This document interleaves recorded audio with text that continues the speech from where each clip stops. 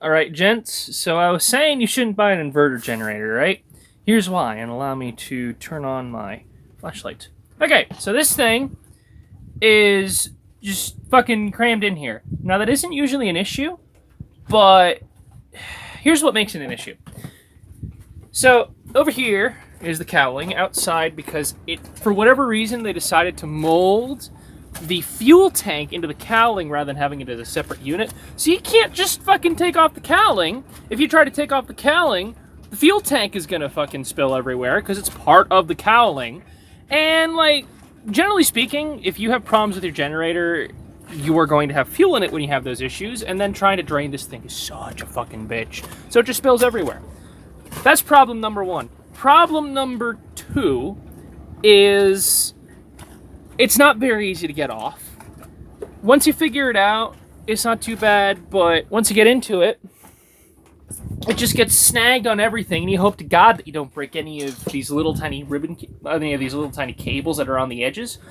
Because, oh boy, that would be bad. And you can't find any service information on this. You can't find any torque specs. You can barely even find any part numbers on a fucking generator. And this goes for Generac, Craftsman, whatever. Good luck trying to find any information on these fucking things unless you're a dealership.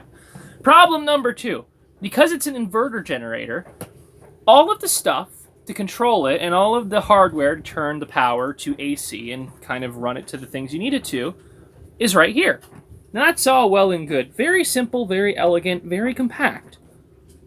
Unless you have the single most common failure on a pull start generator. The recoil spring or the recoil rope breaks.